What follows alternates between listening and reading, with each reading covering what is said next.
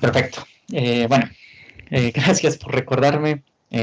Bueno, entonces, justo, justo quizá sí valía la pena hacerlas en vivo, ¿no? Yo lo hice, ya les dije, pensando en esto, pensando en los que no pueden por distintas razones y las que no pueden. Pero bueno, escuchando comentarios, preguntando, me gusta ir preguntando, ¿no?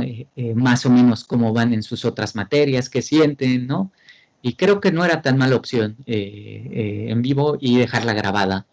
Pero bueno, ahorita vamos a tener de todas maneras otra sesión y vemos un poco cómo funciona. Entonces estaba diciendo que quizá, o bueno, idealmente es preguntar grupo por grupo, ¿no? Para ver cuántos hay. Estamos 13, somos como veintitantos, ¿no? Eh, somos como veintitantos este, en el curso, así que tampoco somos todos.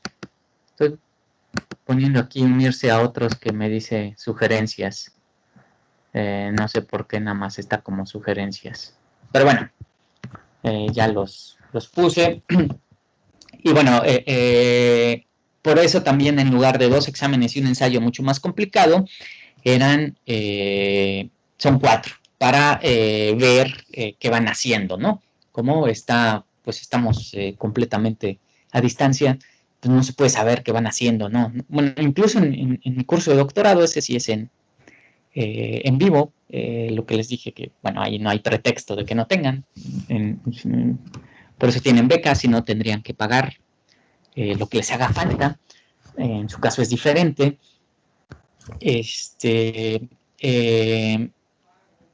Entonces, bueno, ya está, se me está perdiendo un poco lo que iba a decir. Pero bueno, los 4 cuestionarios son para ver cómo va el curso, ¿no? Porque la interacción se vuelve difícil.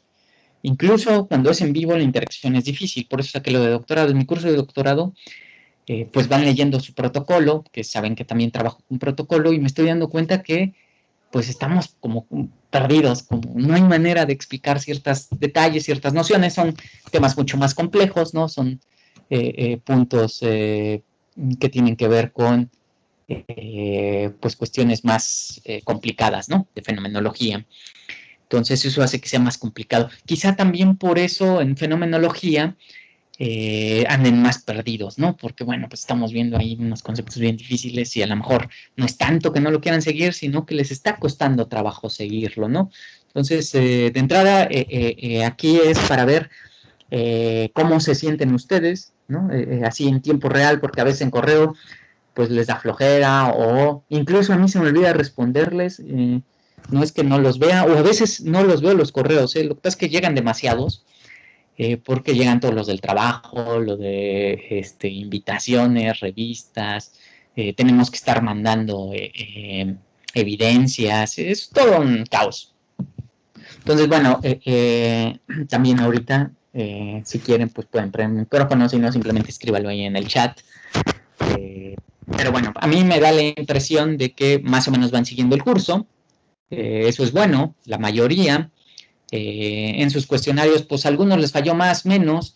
Lo que sí, así como la falla más grave que vería es que no le están poniendo suficiente atención, bastantes, bueno, no bastantes, pero un número considerable, como un tercio a la redacción. Y recordarán que tomaron conmigo técnicas, ¿no? De investigación. Entonces es importante que le den seguimiento y le den el cuidado necesario a la redacción, a la redacción.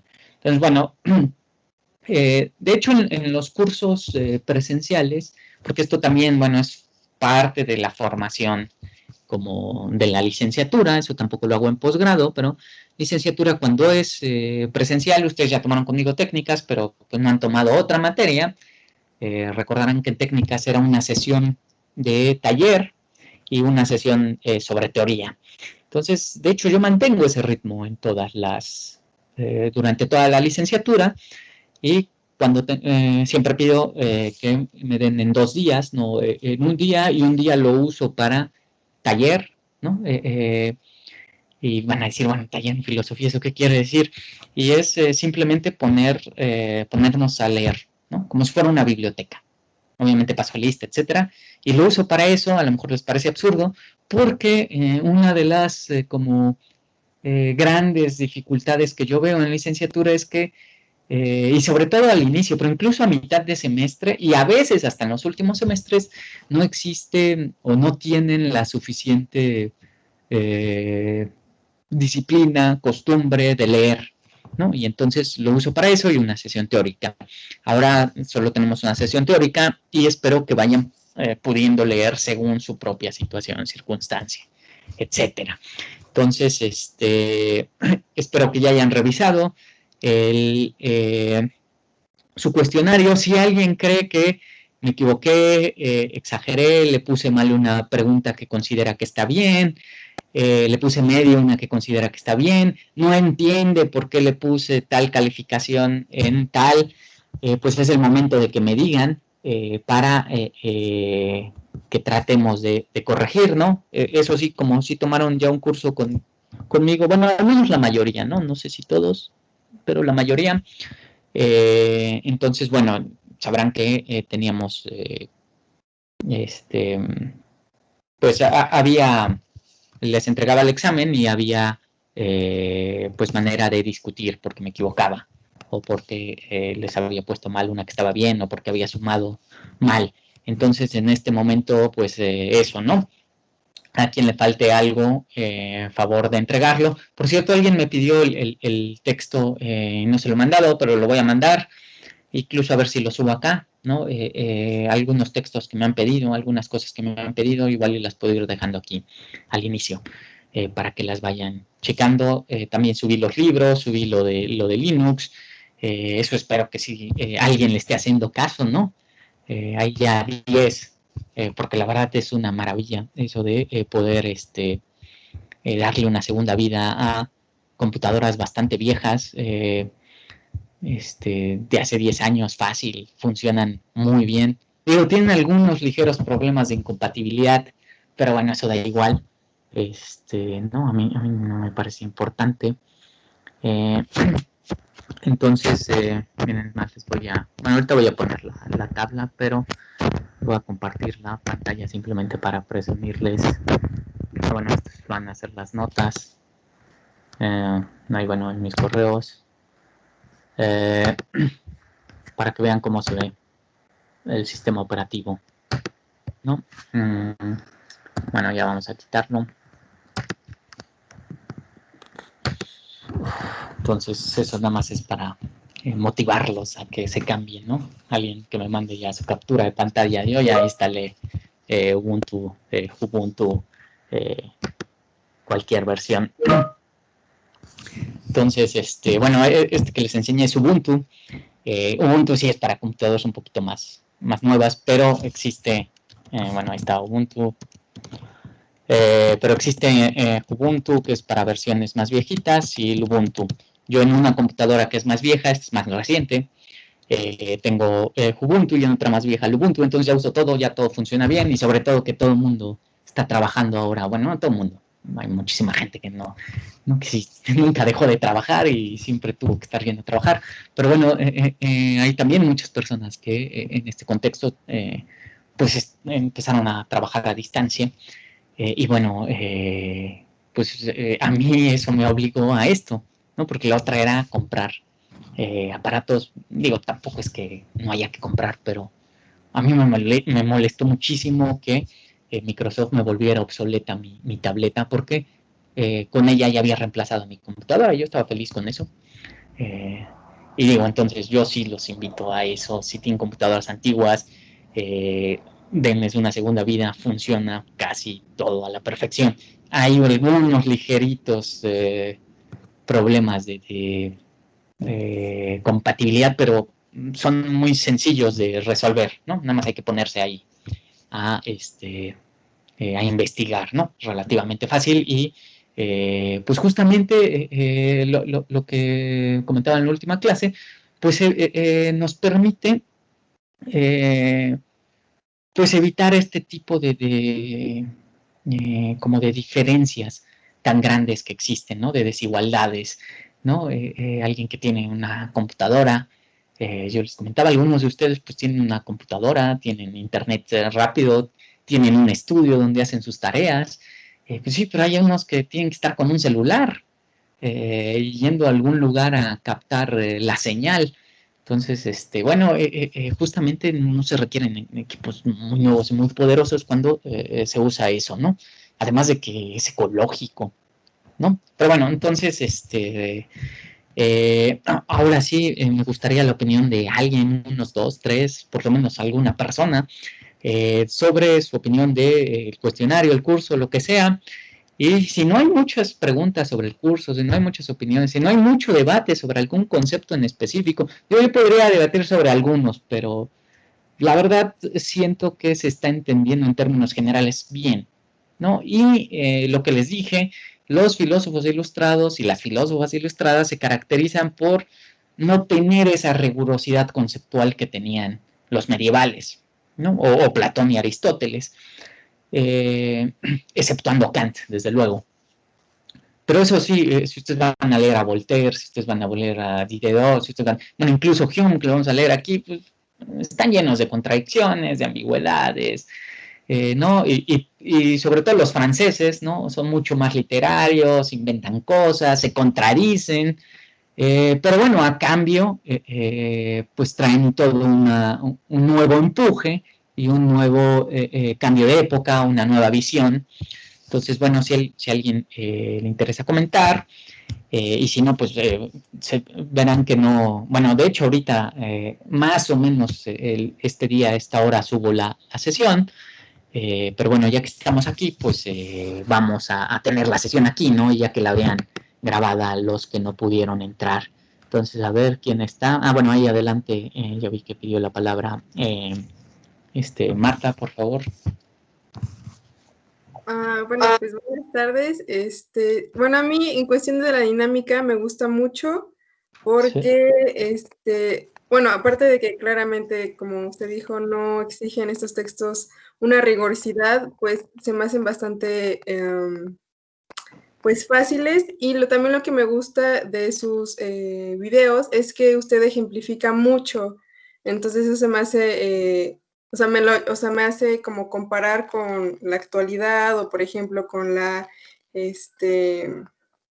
permacultura. Esos ejemplos se me hacen muy padres. Entonces, de mi parte, yo sí estoy comprendiendo. Solamente hay cosas que no termino de comprender, pero son muy sencillas, y pues nada más necesito retomar la lectura o volver a leer, pero creo que, bueno, de mi parte todo está bien.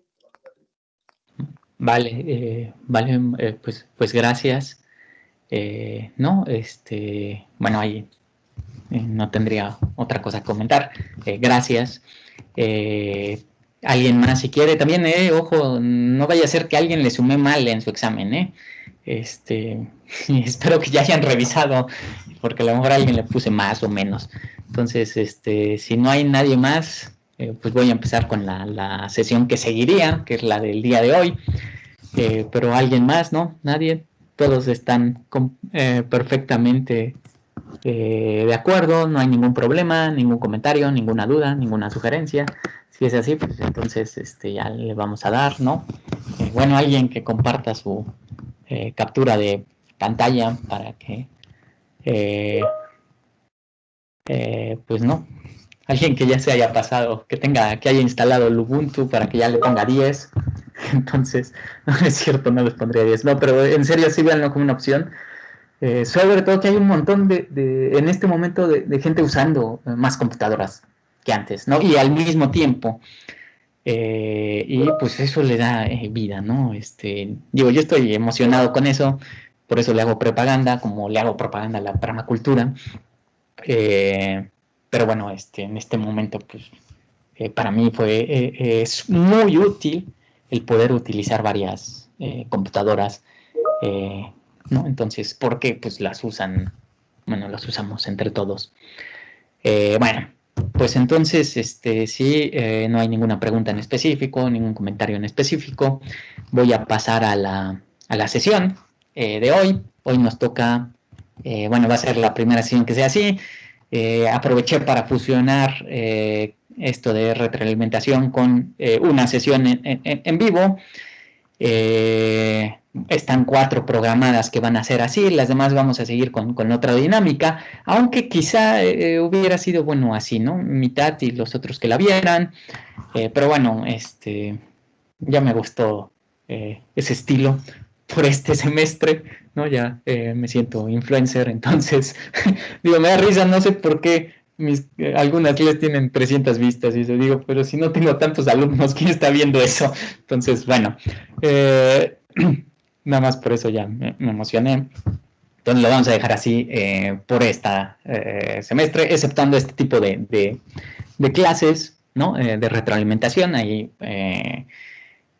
quizás si hay algo más específico porque va a venir Hume y ahí hay algunas cosillas como que explicar más a detalle, quizá ahí, y bueno, luego viene Kant, hay todavía más rigurosidad, entonces quizá ahí sí haya cosas que precisar, ¿no? Como en los de fenomenología, ahí estoy seguro que hay varios de aquí, varias que toman también fenomenología y ahí sí veo, ahí sí me preocupa muchísimo porque si veo que pues que no van siguiendo las lecturas, los videos, o que si los van siguiendo hay como grandes dificultades de comprensión.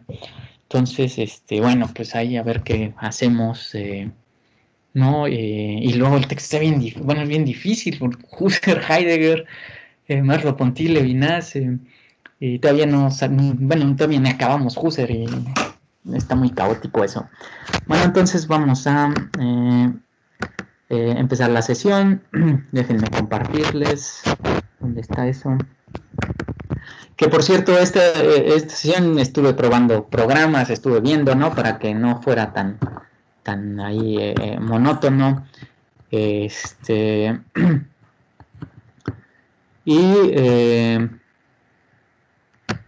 espérenme, déjenme subir un archivo, pero ¿cómo se hace?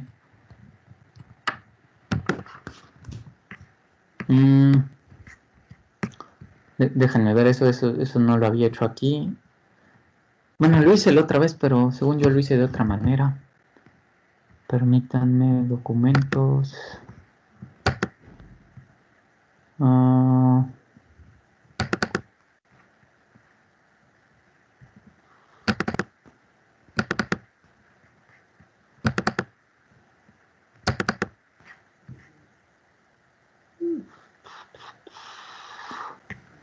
¿Esto qué es? Filosofía moderna. Ah, caray, no me permite.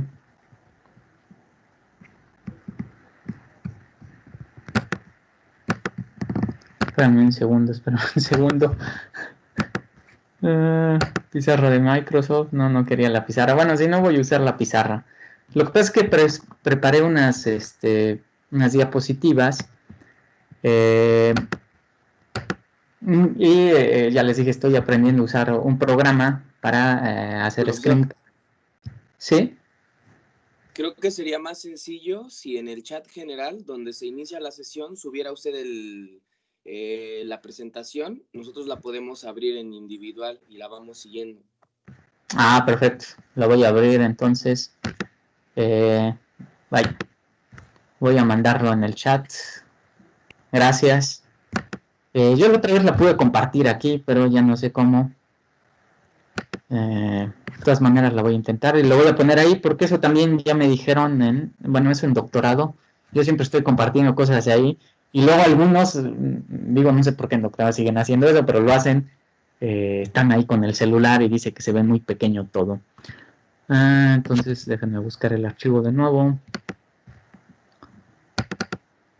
Y bueno, entonces estoy probando un programa, nada más que eso sí consume muchos recursos y entonces es así a lenta, ¿no? Digo yo, Linux tiene sus limitaciones, es para computadoras antiguas, pero en verdad no le cambié disco duro, no le puse más memoria, nada, venía con Windows Vista, no esta otra, y funciona a la perfección. A la perfección. A ver, semestres. Déjenme encontrarlo. Ah, caray, no lo tengo más bien yo. No sé dónde lo puse. Ah, ya me acordé. Bueno, sí, ya sé por qué no aparece. Lo estaba buscando en otro lugar. Entonces, ya está. Bueno, ahí va. Cargar archivo. Ya se está cargando. Y lo voy a compartir también en la pizarra de todas maneras. No voy a dejar de presentar esta pizarra. Y voy a cargar ese mismo archivo para los que lo puedan ir siguiendo acá. No siempre se puede ir siguiendo acá. Pero entonces para los que lo puedan ir siguiendo acá por primera vez, Ah, bueno, pero también me pone cargar ahí en su material y no quería eso.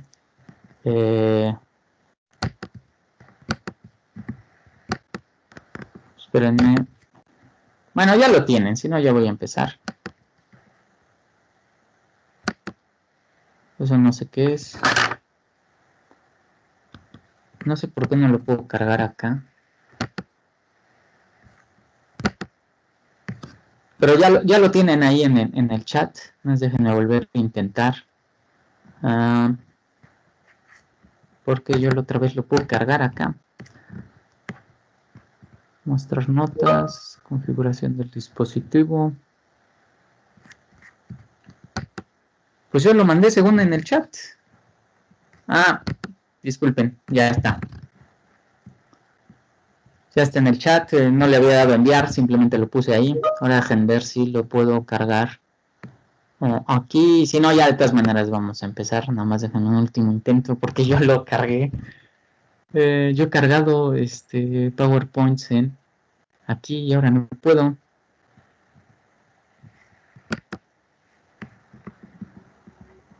¿No podría ser que comparta pantalla? Bueno, pero es que como voy moviendo varias cosas, pues se va a ir compartiendo todo, ¿no? Bueno, si no, también podría hacer eso. Pero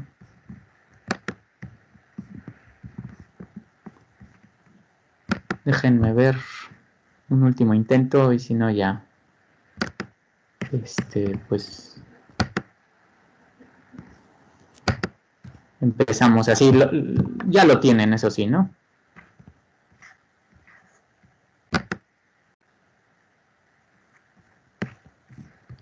Ya lo tienen. Ya lo tienen y ahora no lo puedo cargar desde PowerPoint. Bueno, ya no importa. Entonces vamos a empezar. Déjenmelo abrir ahora a mí en mi PowerPoint, que tampoco uso PowerPoint, ¿no? Bueno, LibreOffice aunque bueno, eso ya, ahí después ustedes lo verán. Ahorita que les comparta pantalla.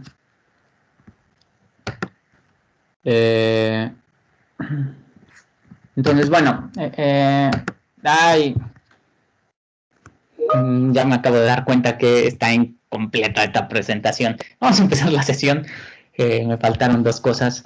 Bueno, no sé por qué no guardé o lo guardé en otro documento, pero si empiezo a buscar, vamos a perder toda la sesión buscando eso y no tiene sentido. Entonces ya ni modo, ya con lo que tienen ahí, ya no puedo compartir y ya le damos inicio a la sesión para no perder más tiempo. Y bueno, entonces vamos a ver a Émilie du Châtelet, ¿no? Su nombre en realidad era Gabriel-Émile Le Tonnelier de Breteil, ¿no? Breteil, bueno, pues porque era parte de la realeza. Su padre era conde o barón, ya no sé. Y bueno, se le conoce como la marquesa de Châtelet. El título viene dado de su esposo, ¿no? Y bueno, fue una filósofa y científica ilustrada que nació en del 1706 y falleció en 1749. Por cierto, de algunos filósofos me gusta hablar de su vida, de ella me gusta hablar de su vida porque me parece muy interesante y me parece importante como para contextualizar su época, su pensamiento y cosas de este tipo, ¿no? En otros, pues no me parece tan importante. También en Kant, a mí me encanta hablar de su vida de Kant, ya van a ver por qué, cuando me toque, ¿no? De Rousseau, pues no hablamos de su vida, y de Hume tampoco vamos a hablar de su vida, me parecen medio aburridas sus vidas, y pues no me interesan. Bueno, aburrida, eso es un criterio muy arbitrario, no me parecen como tan importantes para el curso. Entonces, bueno, bueno, ella provenía entonces de una familia de nobleza, ¿no? Y tenía todas las comunidades y libertades que ello implicaba, ¿no? Bueno, por cierto, ahí ya tienen la presentación en la segunda diapositiva, ahí está el nombre, ¿no? Bueno, no lo puse. Gabriel Émile Châtelet, antes escribía Chastelet, pero bueno, eso es un cambio ahí sin tanta importancia. Y ahorita les voy a enseñar, por cierto, su libro. Tengo la versión, pues la primera edición del Discurso de la Felicidad, la edición de 1794, si no me equivoco, que es. Entonces, ahorita se los comparto. Bueno, se los puedo mandar también. Si alguien lo quiere bajar, si alguien está estudiando francés, pues bueno, ahí adelante con el texto de Émile de Châtelet. Bueno, es un francés antiguo y algunos verbos se conjugan diferentes, algunas palabras se conjugan diferentes, pero se entiende, si tienen un nivel más o menos decente de francés, se entiende. Entonces, bueno, se los comparto. Ahí no le estoy compartiendo en el español. Y no queremos el de español. Ya está. Bueno, entonces, es una mujer, en el caso de su época, y encarna perfectamente el espíritu ilustrado, ¿no? Y sobre todo el francés, ahorita lo vamos a ver, en el que comienza un primer y muy vigoroso impulso de liberación femenina, tal cual lo reconoce, por ejemplo, Simone de Beauvoir en El segundo sexo, ¿no? Ahí, si alguien lo ha leído, pues sabrá que dice, bueno, sí, en la Ilustración empieza, ¿no? Una época, no es que antes no hubiese habido mujeres que destacaran o que estudiaran o que escribieran, ¿no? De hecho, en la misma Edad Media, pues está Teresa de Ávila, está, bueno, distintas santas. Bueno, en la antigüedad es un poco más complejo porque hay Platón, pues Platón aceptaba mujeres en la academia. Y de hecho en la República dice que deberían tener la misma educación, ¿no? Y hay distintas, pues distintas pensadoras en la antigüedad. Sin embargo, es en la Ilustración, y sobre todo en la Ilustración francesa, donde hay todo un impulso que viene de las mujeres mismas y que busca la igualdad. Eso a lo mejor no lo conocen mucho, y ahorita vamos a explicar un poquito. Es bien interesante porque no, Émile de Châtelet es un personaje bien interesante y bien importante de la historia de la Ilustración francesa, ¿no? Y de la Ilustración en general. Entonces, si bien es verdad que este ímpetu, ¿no?, de liberación se concentró en un grupo minoritario y privilegiado, ¿no?, por lo cual quizá no logró enraizarse lo suficiente para cambiar a fondo las condiciones sociales ni de la época ni de la posteridad próxima. De hecho, este movimiento de liberación femenina que está en la Ilustración, pues en realidad pierde, ¿no? En realidad pierde, y hay una especie de retroceso conservador que acompaña pues una contrarrevolución francesa, ¿no? Pero hay un impulso, y si ustedes lo estudian, si ustedes lo leen, es increíble. los avances que ya tenían, ¿no? Ello no quita nada del loable al extraordinario esfuerzo que realizaron grupos de mujeres por mostrar que eran igualmente capaces que los hombres, lo cual en la época no era algo evidente, y que se hicieron cargo de hacerse responsables de sí mismas y del riesgo que implica pensar por sí, tal cual era el anhelo ilustrado de la época. Además de la ilustrada de la que nos ocuparemos, podemos señalar como ejemplo de este espíritu a otras pensadoras, ¿no? Como Anne-Joseph Terwine, de Mary Court, ahorita vamos a hablar de ellas, Damaris Goodworth, ¿no? Por mencionar a dos que son de la época ilustrada. La otra también es francesa y la otra es inglesa, ¿no? Y era polemista con John Locke.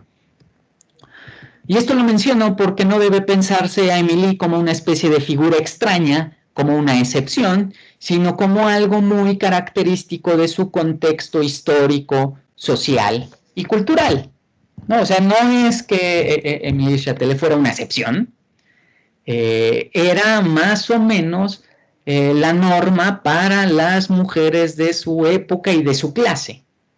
Eso sí, de su clase, sí estaba muy limitado a una élite noble y rica, ¿no? Pero bueno, ella goza de esos privilegios y entonces vive como vivían las mujeres de esa época. Es un claro ejemplo, ¿no?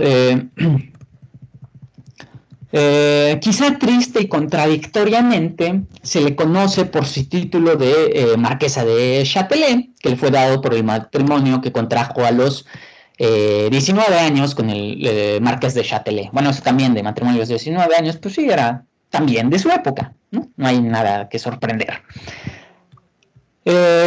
Así como, y bueno, también eso ahí, el matrimonio en aquella época, pues era...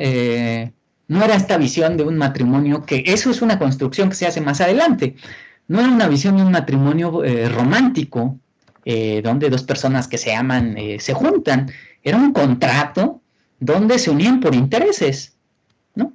En su clase social así funcionaba, y ella estuvo de acuerdo con el contrato, sus padres estaban de acuerdo con el contrato, su esposo estaba de acuerdo con el contrato, todos estaban de acuerdo con el contrato y estaban felices.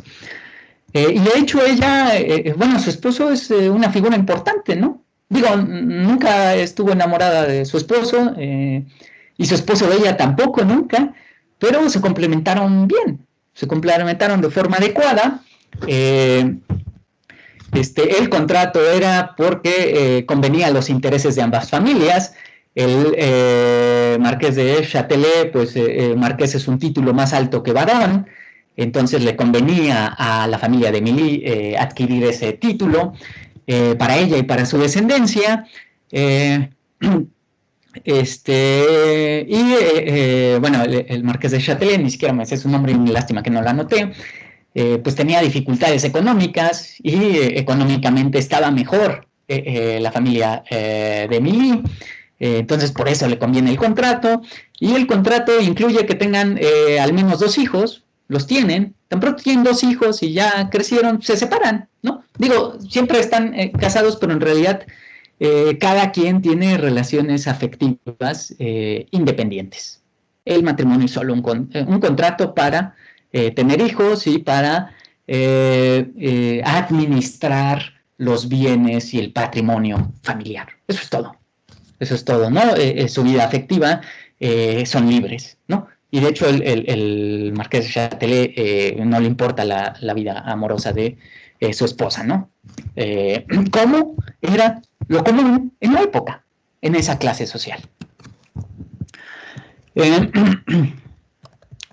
Así también como se le recuerda generalmente como la amante de Voltaire, cual si eso fuese un título despectivo con el que se le pretendiera marginar de la historia del pensamiento.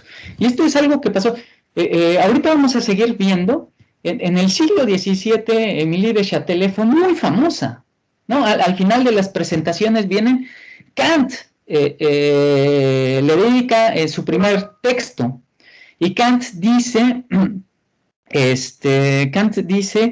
que ella encarna el espíritu ilustrado. Al final puse la cita, nada más que ya me di cuenta que le estoy poniendo la versión, es la última diapositiva, nada más que discúlpenme, ya la había modificado, pero si me pongo a buscar el archivo se nos va a ir, están en alemán. ¿Por qué están en alemán? Pues porque es una manera para mí de mantenerme en contacto con el idioma, no es para presumir, ¿no? Yo veo noticias en alemán, leo en alemán, porque si no se olvidan los idiomas, ¿no? Todos los días uno tiene que estar practicando. Entonces, bueno, ahí está la cita de Kant, ¿no?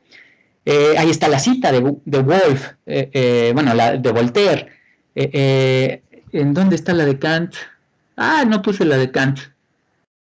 Puse la de Wolf, Christian Wolf, puse otras citas, ¿no? La de Voltaire, la de una poeta alemana, pero Kant tiene una cita y esas se las puedo mandar, donde dice, Émilie du Châtelet representa el espíritu ilustrado. Y le dedica su primer texto. En la época precrítica, el primer texto es dedicado, nunca la conoció en persona, y sin embargo la admiró muchísimo. Eso de que habla del cambio de época que estaba ocurriendo en ese momento.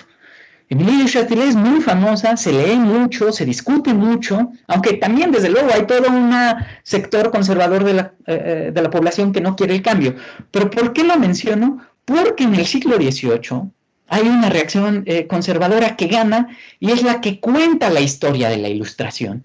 Y Émilie du Châtelet pasa de ser una mujer muy importante de la Ilustración a ser la amante de Voltaire. La amante de Voltaire. ¿Eso quién lo hace? Pues el siglo, bueno, el 1900 y el siglo XX, ¿no? Bueno, en el siglo XX, en los 20, 30 del siglo XX, viene esta recuperación y se le vuelve a descubrir. Y vienen estos estudios históricos, historiográficos, y pues se ve, siempre estuvo ahí su obra, Kant siempre la elogió, Wolf siempre la elogió, leyó a Leibniz y tuvo intercambio con Leibniz. O sea, bueno, tradujo a Newton. Ahorita vamos a seguir un poco con eso, pero es una figura muy importante y simplemente fue relegada por eso. Y de hecho, si ustedes leen los textos de historia de la filosofía del siglo XX, principio del siglo XX, del siglo XIX, y que alaban a la Ilustración, la quitan a ella. La quitan a ella. ¿Por qué la quitan a ella? Justo porque hubo esta reacción o esta contrarreacción conservadora que echó para abajo pues todos estos impulsos de la época. Pero sí debe de quedarles claro que eran impulsos de la época. No es una mujer aislada, independiente, sino es un ejemplar pues el espíritu ilustrado, ¿no? De anhelos de cambiar por completo la estructura social de la época. Entonces, bueno, ahí, de hecho, Simone de Beauvoir también se queja de eso, ¿no? ¿Por qué no recordar a Voltaire como el amante de Émilie? ¿No?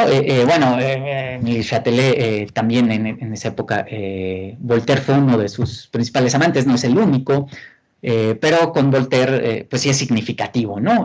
Por muy distintas razones, ahorita lo vamos a contar. De hecho, a mí me parece una historia de amor muy bonita entre Émilie du Châtelet y Voltaire, quitando ya esto de que si la amante o no, bueno, eran las costumbres de la época, eso es como reacción conservadora venir a decir era la amante de Voltaire como para desprestigiarla y no darle importancia, no, pues eso da igual. Entonces, bueno, lo que sea es que eso sí, este empuje de liberación femenina de la Ilustración fracasó rotundamente y fue seguido de una contrarrevolución conservadora que intentó borrar todo rastro de aquellos destellos. Este es otro de los aspectos por los cuales habría que ser menos severos, a mi entender, con la crítica de la Ilustración. No, esto lo digo por toda esta tendencia posmoderna de nada, la Ilustración es la culpable de todo y la fe en la razón destruye el mundo. Bueno, eso sí, a mí me queda clarísimo, ningún movimiento es blanco y negro. No hay solo buenos y malos, ¿no? Es una mezcla ahí rarísima, siempre entre muchos matices. Los ilustrados cometen esa misma falta al acusar a la Edad Media de una época obscura donde solo gobernaba la superstición y donde había sido una pérdida de tiempo para la historia de la humanidad. Bueno, también tiene cosas interesantes la Edad Media, ¿no? A pesar de todas las pues cosas que le podamos criticar. Pero bueno, entonces a mí me parece un error acusar a los ilustrados de ser los culpables de todo. No, en realidad sus aspiraciones de igualdad, libertad y fraternidad no fueron alcanzados, bueno, ese es el lema de la Revolución Francesa que sintetiza el espíritu ilustrado, no fueron alcanzados e incluían la libertad e igualdad de todos los hombres y mujeres. Lo vuelvo a repetir, decir esto no es una especie de corrección política o un anacronismo, era el deseo de muchas mujeres de la época. O sea, por eso les digo, es muy diferente Émilie du Châtelet a Teresa de Ávila, ¿no? Teresa de Ávila del siglo de oro español, que es una gran poeta, mística, religiosa, pero ella no buscaba la igualdad entre hombres y mujeres. Émilie du Châtelet sí, y ahí lo tienen, ya les dije, me disculpo de que les puse en esa, pero ahí sí está la cita, lo tienen ahí, esa sí es en la última página, ahí está, la primera cita es, bueno, les leo el primer punto, porque la tienen, van a decir qué dice, pero bueno, ahí ven The Fable of the Bees, la fábula de las abejas de Mandeville. Ella tradujo la fábula de las abejas de Mandeville, y en un comentario, de forma clara, dice, y cito lo que ella pone en ese comentario: si yo fuera reina, aboliría esta violación patente a la mitad de la humanidad y haría que los derechos fueran los mismos para hombres y mujeres, ¿no? Digo, ahí medio cambié un poquito la traducción, pero eso dice, tal cual. Ahorita les digo de qué año es la traducción. No lo tengo, bueno, sí lo tengo aquí el dato, pero ahorita se los paso. Entonces, tal cual ella dice, abolir los privilegios del hombre y declarar iguales a hombres y mujeres. Ella lo dice tal cual, lo escribe, y luego va a ser una exigencia de la Revolución Francesa. No de toda, pero de un ala. Por eso les digo, no es mentira. Y hubo grandes discusiones cuando se hace la Declaración Universal de los Derechos del Hombre, un ala de la Revolución exigía que se fuera la Declaración Universal de los Derechos del Hombre y la Mujer.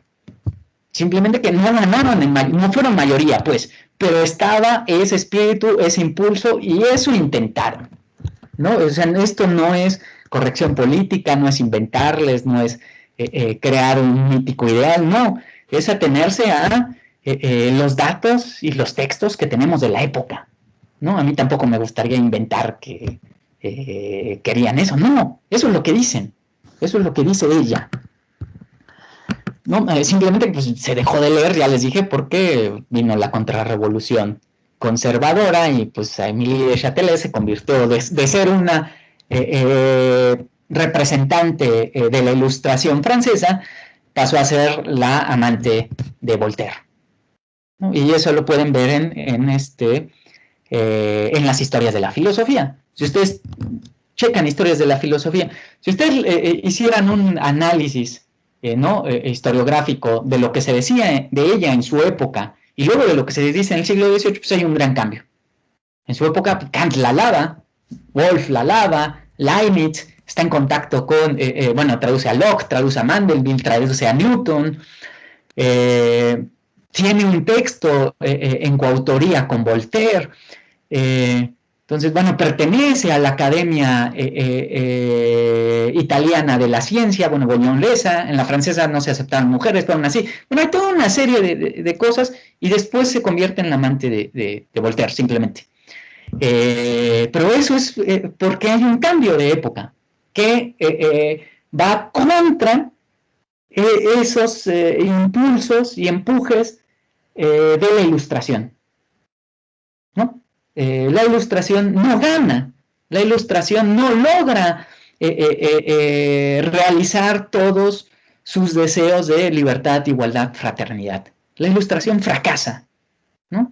Esos ideales ilustrados fracasan, y la Revolución Francesa también fracasa. Entonces, bueno, y por eso digo, a mí me parece que exageramos en severidad, sobre todo posturas postmodernas, con la Ilustración, ¿no? Y no era por eso, no es corrección política decir esto. El ala más radical de la Revolución Francesa, la de los llamados jacobinos, a la que pertenecía Maximilien de Robespierre y a la que también pertenecerá Anne-Joseph Théroigne de Méricourt. Bueno, pongo los nombres porque... bueno, ahí tienen, ¿no? En la presentación están los nombres, si no me equivoco. Entonces no los pongo. En las presentaciones que tienen, van en desorden, lástima que no las puedo ir siguiendo yo para llevar, pero ahí tienen los nombres. Esa, la radical, pertenecía, intentó que se llamara Declaración Universal de los Derechos del Hombre y la Mujer, ¿no? Ellos lo intentaron. Los jacobinos eran republicanos y se oponían a los monarquistas, sin importar si pretendían una monarquía constitucional, ¿no? Hay monarquías constitucionales en Europa. Es más, el claro ejemplo de que no ganó el espíritu de la Ilustración, en este caso de la francesa, porque la Ilustración anglosajona son más moderados, pero el espíritu de la Ilustración francesa no ganó porque lo que querían era abolir todas las monarquías del continente europeo. No están, hay monarquías, no ganaron, ¿no? Son monarquías constitucionales, ya no absolutas, sí, pero aún así no ganó lo que ellos querían, el sueño que ellos tenían, ¿no? Y bueno, no solo no ganaron, sino que ahora pues la monarquía inglesa, ¿no? Se pasea y salen las noticias, y hay gente que lee sobre la monarquía inglesa. Digo, ¿por qué sobre la monarquía inglesa? Además, por si no lo saben, la monarquía inglesa paga a los medios para que difundan su imagen, ¿no? Es una cuestión ahí, pues, de poder. Pero bueno, y esto es importante señalarlo, ¿no? Esa ala de los jacobinos, a la que pertenecía Robespierre y Anne-Joseph Théroigne de Méricourt, también se oponía al ala liberal conservadora burguesa, la que rechazaba la liberación de la mujer. O sea, en la Revolución Francesa hay, como todos los movimientos, pues es un mosaico diverso. Hay los que quieren simplemente una monarquía constitucional. Hay los que quieren una república, sí, pero una república más bien burguesa, más bien conservadora, que no se le otorguen derechos a la mujer, que no haya tanta justicia social, y hay el ala más radical, ¿no? Esa ala más radical, de hecho, toman el poder ellos, nada más que al final lo acaban perdiendo, ¿no? Ellos son los que ganan, los jacobinos. Y su último intento de mantener el poder es la llamada Comuna de París. La Comuna de París es ese intento último de defender esos cambios que querían. Y bueno, si conocen un poquito de historia, y si ya no sé qué tanto conozcan de historia, en cultura general, o qué tanto les interese esa época, a mí me llegó a interesar por cuestiones un tanto azarosas, pero bueno, me interesó mucho la Revolución Francesa, y bueno, la historia de la Comuna es muy triste, ¿no? Al final los acaban masacrando a todos. Pero bueno, ellos representan esa ala, ¿no? De los jacobinos. No, y las demandas más estrictamente sociales, ¿no? Entonces tenían una carga, de hecho, bueno, ahí Marx los identifica como siendo parte de los socialismos utópicos, ¿no? Los ve como, bueno, ellos sí son mis antecedentes, simplemente que no tenían las herramientas teóricas para realizar las aspiraciones que querían alcanzar. No, desgraciadamente no lograron imponerse ni en esto ni en muchas otras cosas. Además de que en la actualidad para el establishment francés los jacobinos son sinónimo de desorden y caos, ¿no? En Francia hablar de jacobinos es como decir los anarquistas. Pero bueno, eso también tiene que ver con quién cuenta ahora la historia, ¿no? A mí los jacobinos me parecen los buenos de la película, aunque esto de buenos entre comillas. De todas maneras, en los jacobinos hay contradicciones, hay errores, nunca es blanco y negro. Pero bueno, en Francia es increíble, ahí los que están aprendiendo francés y eso, pues vean debates en YouTube políticos y eso, y cuando se habla de jacobinos son los malos, ¿no? Y Robespierre es el demonio. Bueno, pues no puede ser. Digo, Robespierre fue muy violento, pero muy violento porque quería mantener esa radicalidad de la revolución. Esa radicalidad de la revolución. Y bueno, perdieron. Eso sí, perdieron. De eso no hay duda. No, su caída de los jacobinos significó el fin de estas aspiraciones. Anne-Joseph Théroigne, que les comento, ella también es ilustrada, aunque ella es más bien política, una mujer política, no es una mujer teórica, pero ella participó en la Revolución Francesa, fue diputada de la Asamblea Constituyente, que es la antesala de la Revolución Francesa, e impulsó ampliamente el movimiento armado. Se le recuerda históricamente en sus participaciones en la tribuna de la Asamblea por la vestimenta de la época que era conocida como Amazonas, ¿no? En la Asamblea Constituyente, ¿no? Hay una revolución y, bueno, ¿qué tipo de gobierno vamos a tener? ¿Qué tipo de constitución? ¿Qué tipo de reglas? ¿Qué tipo de sociedad queremos? Hubo una Asamblea Constituyente, ¿no? En la Asamblea Constituyente es simbólicamente el lugar donde una sociedad se pone de acuerdo en el pacto social que va a reconocer como obligatorio para todos, ¿no? Es el momento en el que se funda una nación y se funda a través de el reconocimiento a ese pacto que es la Constitución. Y bueno, entonces había debates de qué tipo de sociedad, qué tipo de constitución, por eso les digo esto de, ellas impulsaban que se aboliera los privilegios de hombres respecto a las mujeres, que fueran los mismos derechos de hombres y mujeres, etcétera, etcétera. Y había mujeres en la Asamblea Constituyente. Había varias, y se les conocía como las Amazonas, tenían ahí sus vestimentas. Eso también lo había puesto en las presentaciones, pero me di cuenta que les envié una presentación incompleta. Pero ahí lo pueden buscar, ¿no? Pónganlo en Google y ahí salen, están los retratos, los cuadros de Anne-Joseph Théroigne, con su traje, tenía un traje negro, uno rojo y uno blanco, y se les conocía como las Amazonas, ¿no? Y fueron muy aguerridas y muy participativas en las constituyentes, en la Asamblea Constituyente, ¿no? Y bueno, tomó la tribuna, probablemente ahí esté la transcripción de sus discursos, ¿no? Incluso ella, Anne-Joseph, quería una Guardia Nacional conformada solo por mujeres, ¿no? Y bueno, en este curso nos dará tiempo de echar un vistazo al contramovimiento que acompaña a la Ilustración moderna y que en cierto sentido forma parte de ella, a saber, el romanticismo, del cual, por cierto, se inspira en parte el idealismo alemán, en parte, ¿no? Porque Kant es el último ilustrado y el primer idealista alemán, o sea, está de un lado y de otro. Nada más que el idealismo alemán retoma mucho del romanticismo. El romanticismo suena bonito, uno los lee y, no, pues la razón, no, en lugar de la razón, la autoridad, ¿no? No la autonomía y el asumirse, el emanciparse y hacerse dueño de sí, sino el respeto de la autoridad. No la revolución ni la novedad, sino la tradición. No el individuo, ¿no? Porque eso sí es muy ilustrado y Kant es el ejemplo. La ilustración lo que quiere es la autonomía individual. Aunque ya les dije, si hay un trasfondo colectivo, pero ese trasfondo colectivo sirve solo para garantizar la autonomía individual.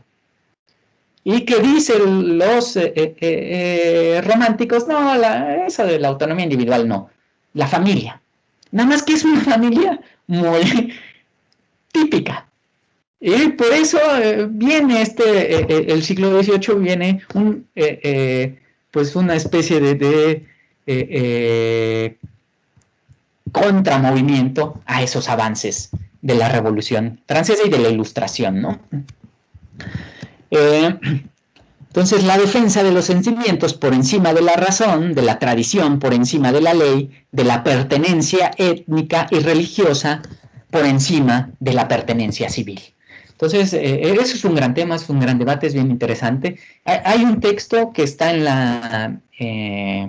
la bibliografía que ustedes tienen, que se llama El Iluminismo, de David Seitling, Las razones del iluminismo, una cosa así, y ahí hace un análisis entre espíritu ilustrado y luego la contrarrevolución romántica. Y bien, bueno, esta oposición que es muy interesante y que a mí me parece que sigue siendo un debate pues muy contemporáneo. ¿A qué le vamos a dar más importancia? ¿A la obediencia ante la ley o a la autonomía individual que se obedece a sí misma? Etcétera, ¿no?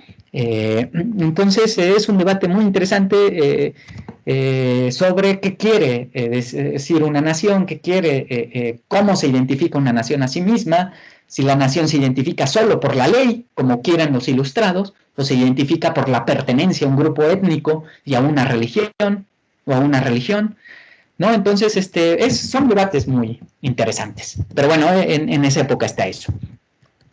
Eso sí, no hay que olvidar que casi nunca es blanco y negro, sino que hay muchas escalas de grises entre uno y otro. Ambos tuvieron un final trágico.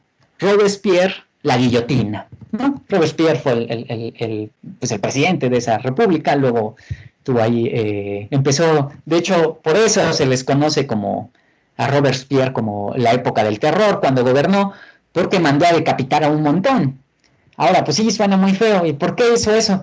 Pues porque tenía miedo de el contramovimiento conservador que iba a echar abajo todos los cambios a los que aspiraban. Y pues no se equivocaba, echaron abajo todos los cambios a los que aspiraban, los echaron abajo. Y bueno, pues él a todos los que eran, no, pues ese es monarquista pero moderado, ¿no? Decapítenlo. No, pues eso también, decapítenlo. Y entonces, pues eso se volvió un caos, al final acaban perdiendo. ¿No? Por eso les digo, bueno, pues sí, también puede ser que Robespierre fue injusto y también es verdad que fue violento, pero nunca es solo bueno o malo. Las aspiraciones que tenía a mí me parecían las adecuadas. Bueno, y él acaba muriendo por la guillotina. Anne Joseph, la muerte acaba en la locura, ¿no? De hecho, la ridiculizan, se vuelve pues sí, se vuelve alguien caricaturizable porque muere de locura, ¿no? Locura de enfermedad, probablemente por una sífilis, ¿no? Una sífilis que se convirtió en se me olvidó el nombre técnico, pero bueno, la locura provocada por la sífilis, neurosífilis, una cosa así, que por cierto Nietzsche muere de lo mismo, ¿no? Nietzsche muere de lo mismo que Anne Joseph. Bueno,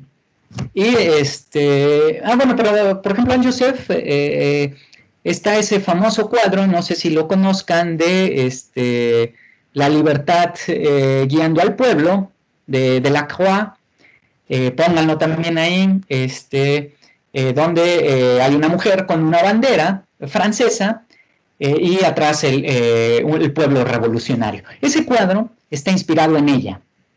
Ella es la libertad. Bueno, obviamente la libertad, pero la figura que toman para, o sea, la figura que por eso es una mujer es ella. Es ella la revolucionaria que está guiando al pueblo a la libertad. Simplemente que, bueno, su destino fue ese. Pero ese cuadro está inspirada en ella, ¿no? Entonces, bueno, pongo aquí el nombre del pintor, por si le suena raro. Ahí está en el chat, ¿no? Para los que les suene raro el nombre. Y bueno, hay todavía un montón de cosas que podríamos decir de la Revolución Francesa, pero se me hace que ya vamos a seguir, si no se nos va a ir la vida en la Revolución Francesa.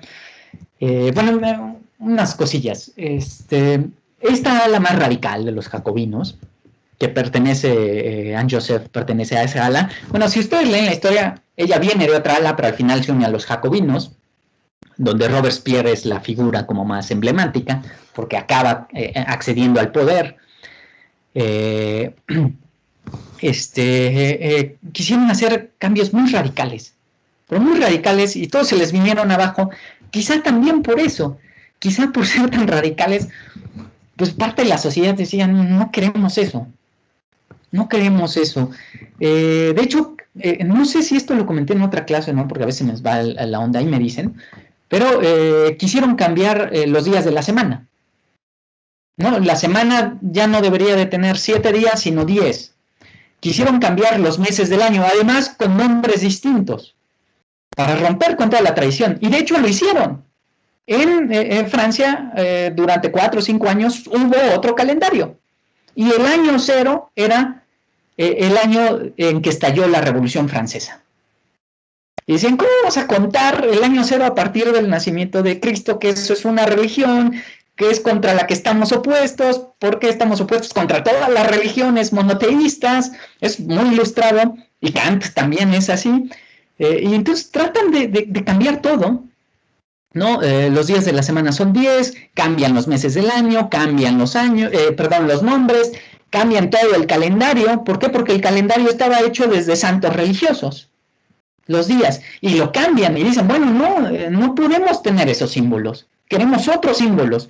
Y entonces ponen, en lugar de santos, pues ponen filósofos, científicos, poetas, en su calendario. Querían organizar todo de una manera extraordinariamente radical.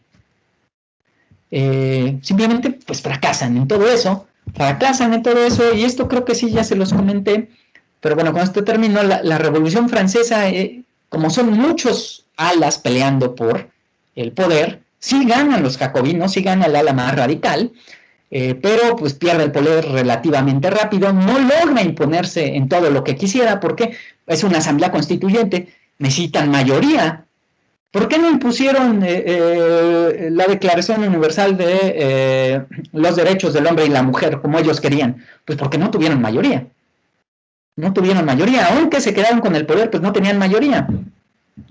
Y entonces, pues fueron cediendo muchas cosas, al final se radicalizan, pierden, y pues la Revolución Francesa conoció en Europa. Es un orden divino, ¿no? Tiene que, pues, monarquías tienen toda la vida de existir, 1700 años, quizá más, en Europa. Y todos aceptan que el monarca, la autoridad que tiene el monarca emana de Dios. Y de repente el espíritu ilustrado pone en duda eso. A lo mejor dicen, bueno, pero Emilie du Châtelet, que vamos a hablar de ella, era aristócrata. Sí, pero ella está pensando en esta nueva época de abolir esos privilegios.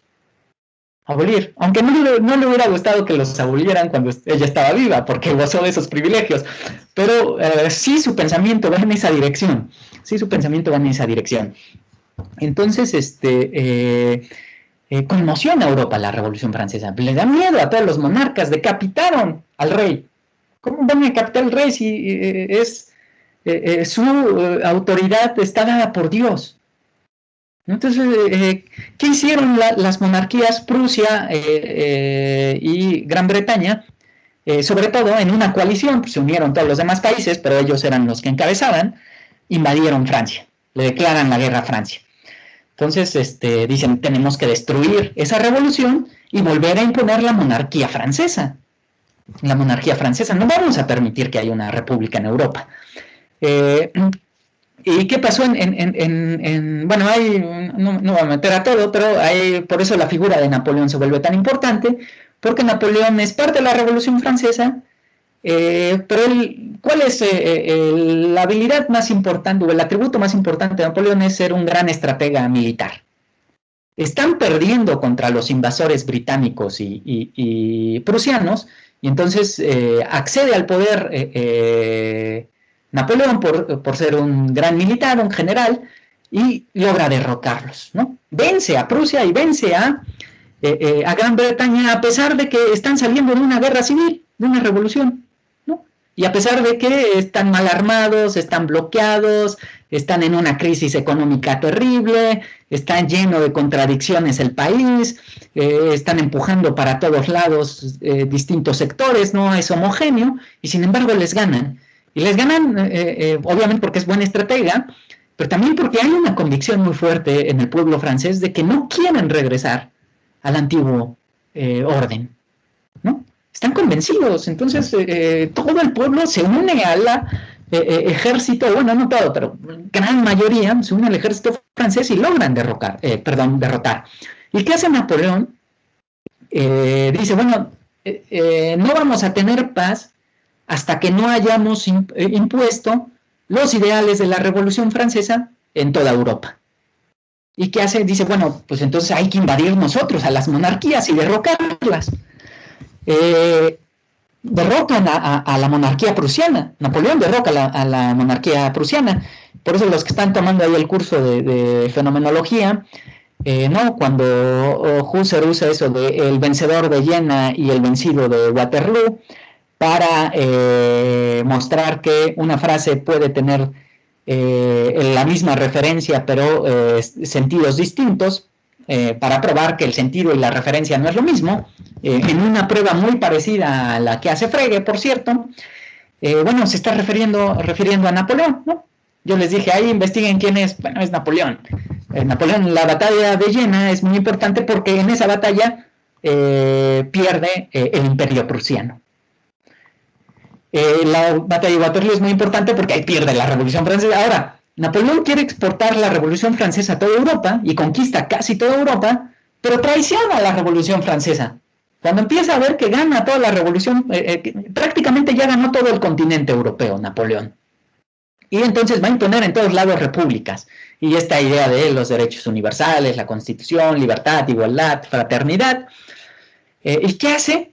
Se autonombra emperador de Francia. Y vuelve a instalar una monarquía y bueno, ya, ahí acabamos.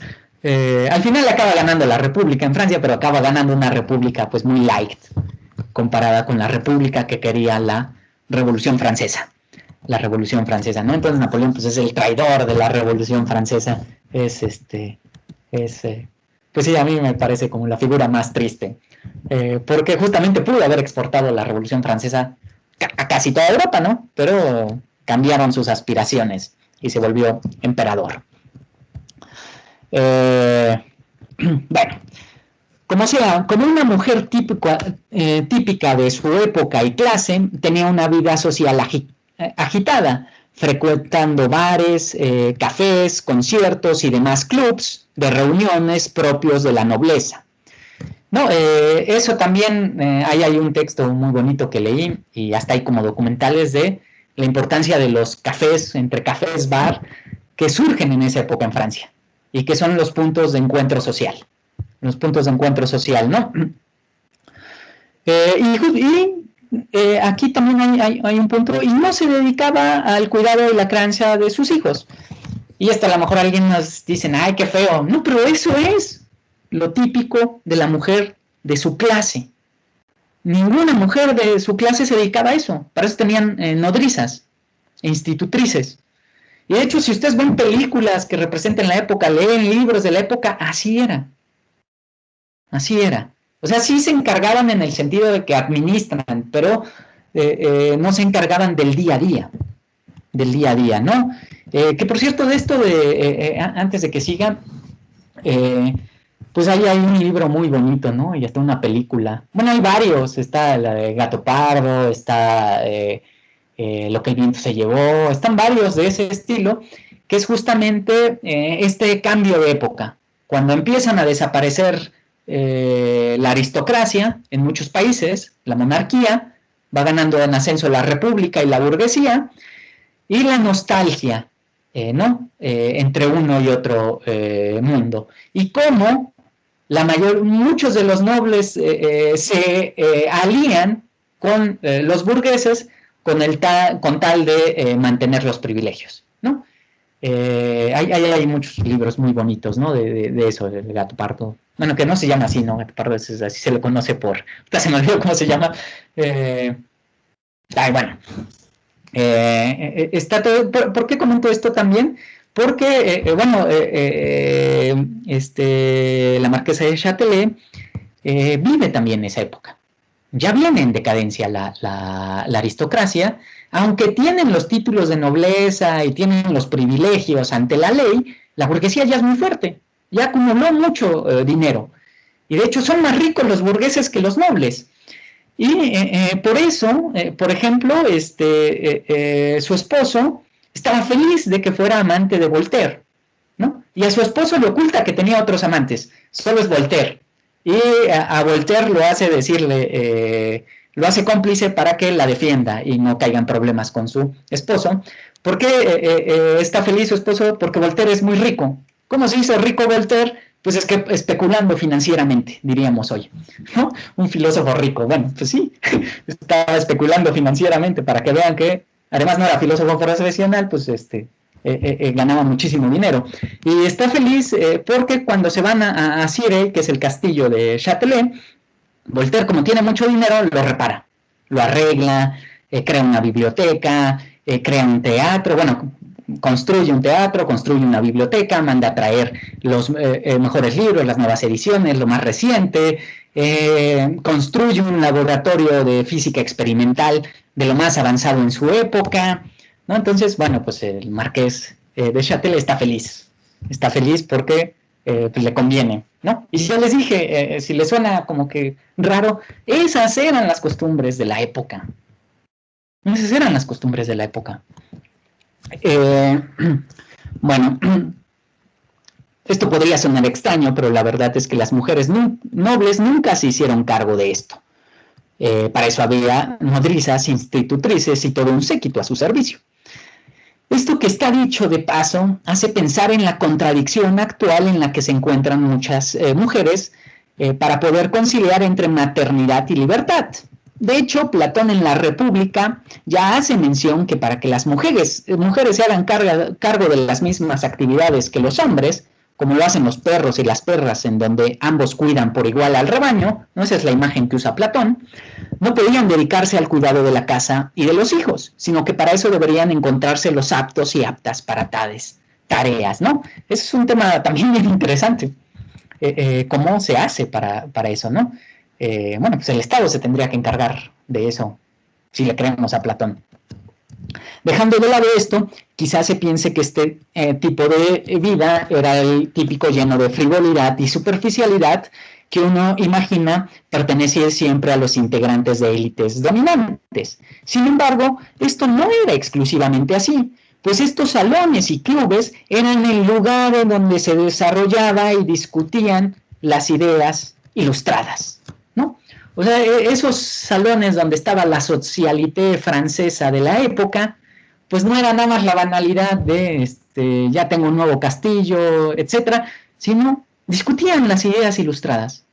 Leían a Voltaire, leían a Rousseau, leían a Hume, leían a Locke, clubes de lectura, salones, ¿no? Si lo comparamos con la frivolidad de nuestras élites ahora, pues qué triste, pero se reunían a eso, se reunían a hablar de literatura, filosofía, política, y bueno, obviamente pues a divertirse, jugar, etcétera, ¿no? Pero en ese contexto, ese era el contexto, y ese es el contexto de Émilie du Châtelet. Bueno, ahí quizá me faltó mencionar que también su padre la educó igual que a sus hijos. Y eso era relativamente común también en esa época. También en esa época, solo, eso sí, solo para la clase noble. Solo la aristocracia educaba a sus hijas, igual que a sus hijos. Y hasta eso, no todos los aristócratas. Pero digamos que en esa época se empezó a volver común, porque consideraban que, bueno, las hijas las veían también como parte de, pues, ese grupo de poder. Entonces tenían las hijas que saber administrar, organizar, escribir, etcétera, ¿no?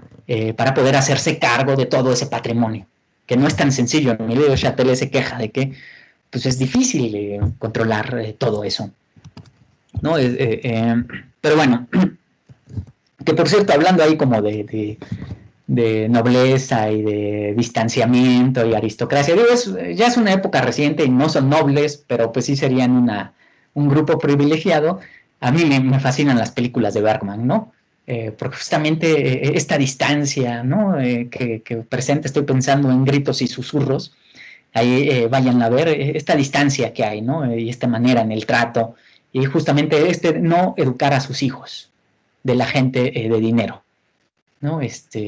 O sea, sí los quieren y sí los ven y eso, pero no se encargan de todo el tiempo, pues eso es eso es un trabajo muy pesado.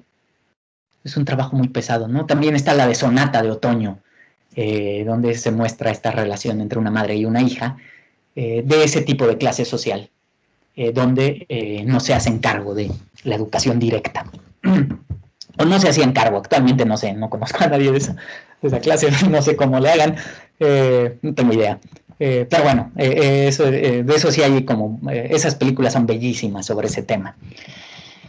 Bueno, recuérdense que los pensadores modernos no fueron filósofos profesionales, ¿no? Ni filósofas profesionales, exceptuando a Adam Smith, y que la filosofía viva estuvo ausente de las universidades durante varios siglos, desde el Renacimiento hasta el fin de la Ilustración, donde regresa triunfante con la figura de Kant.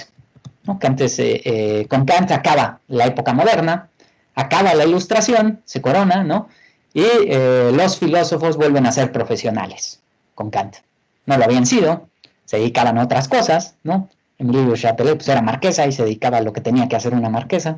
No sé a qué se tenía que dedicar, pero ella se queja de que pues, hay que mandar cartas y hacer trámites y hacer cuentas y organizar ingresos, gastos, etcétera, ¿no?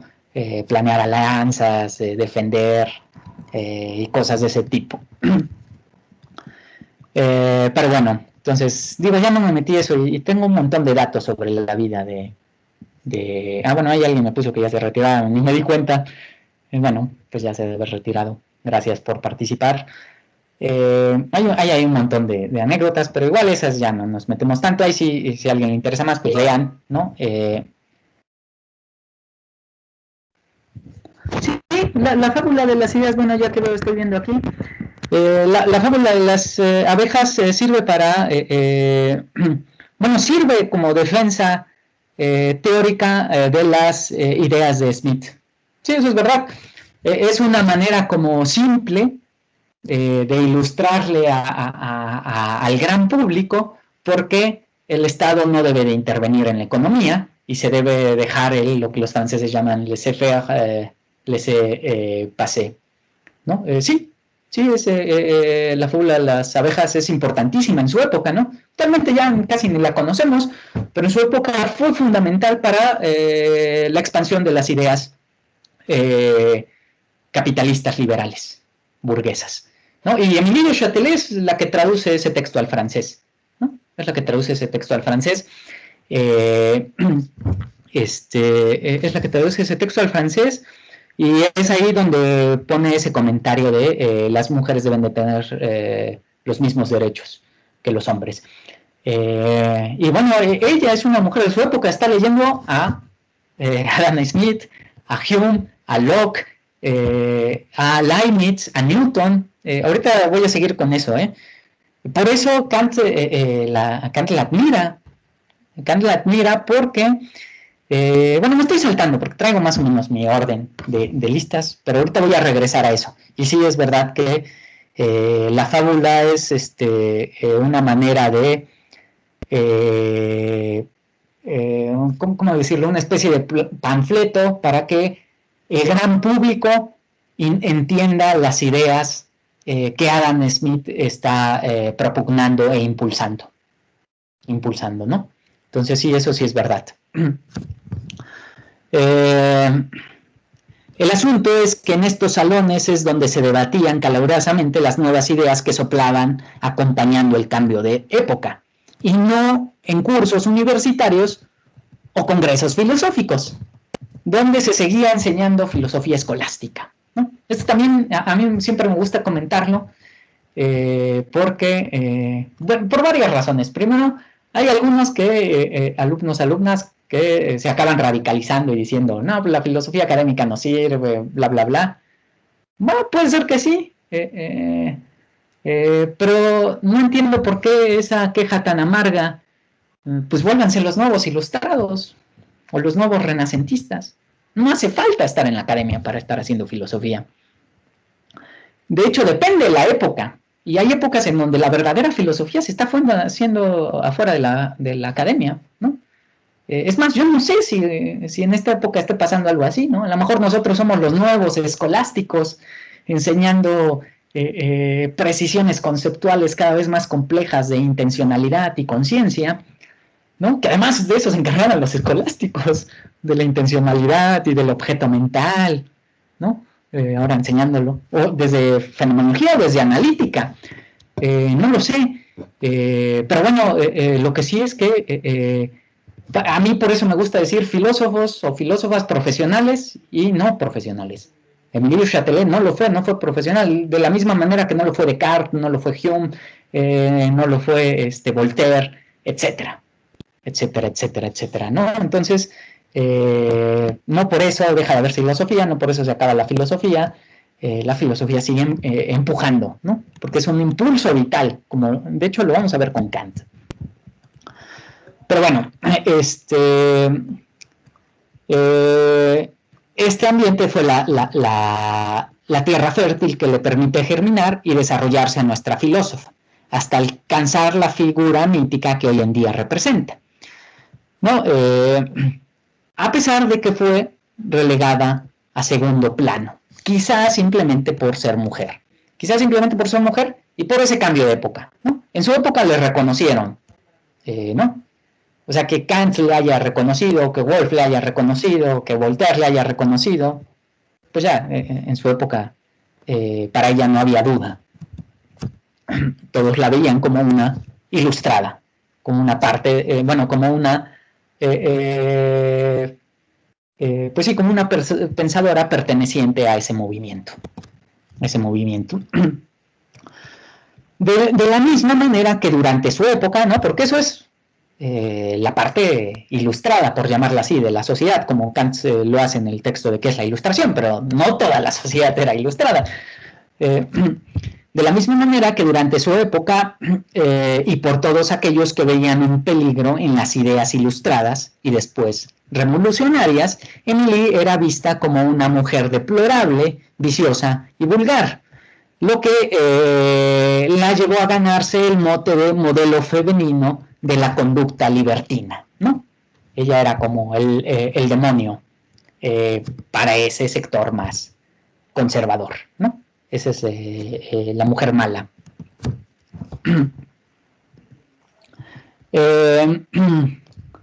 Desde luego, bueno, precisamente porque no se podía aceptar que asumiera su libertad y autonomía. Desde luego, esta libertad y autonomía está dentro de los límites que su propia época le permitía, ¿no? Y bueno, aquí esto también es interesante, ¿no? Sí, podemos considerarla feminista o no. La palabra no existía. Entonces, no lo sé, ahí hay un debate, no lo sé. Lo que sí es seguro es que sí quería la igualdad de derechos, de obligaciones ante la ley para hombres y mujeres, eso sí, y eso lo dice tal cual. Quiere quiere las mismas condiciones, oportunidades y libertades entre hombres y mujeres, eso sí. Simplemente pues, la palabra ni siquiera existía. Así como ella y todas las que se le parecían, ¿no? Porque les digo, es un momento histórico, no es ella una figura aislada. De hecho, tenía muchas amigas también que iban en esta lógica, en esta dinámica. Bueno, pero ellas eran mal vistas, ¿no? Por todo el sector, digamos, puritano, ¿no? También hay que decir que otra parte alentaba este estilo de vida, que sería ridículo resumirlo como libertinaje, pues incluía la educación filosófica, política y científica. A pesar de que no asistían a la universidad, tenían un ambiente que favorecía que siguieran formándose con institutores e institutrices privadas, ¿no? Entonces, de hecho, ella nunca dejó de seguirse formando, ¿no? Y así era en su época. ¿Quién es el matemático más importante de tal? Ah, bueno, pues me manda una carta, ¿cuánto me cobras? Y ahí iba, ¿no? Y le enseñaba todo un verano matemáticas. Ah, pues yo quiero aprender latín, ¿no? Y así, bueno, sabía latín, tradujo a Newton del latín, sabía inglés, tradujo a Mandeville del inglés al francés, sabía alemán. Entonces, bueno, se iba educando de esa manera. Por eso leía también a Leibniz, a Wolff, no olvidemos, aunque bueno, Leibniz y Boole escribían en francés y latín. No olvidemos que Kant, por ejemplo, una buena parte de su vida la ganó justamente como institutor privado de los hijos e hijas de familias adineradas y bien posicionadas de la aristocracia prusiana. Eso lo vamos a ver con Kant, porque también es bien interesante, ¿no? Digamos, Émile du Châtelet pues, forma parte de la élite, Kant no era de la élite, Kant es más o menos ahí de los pobres.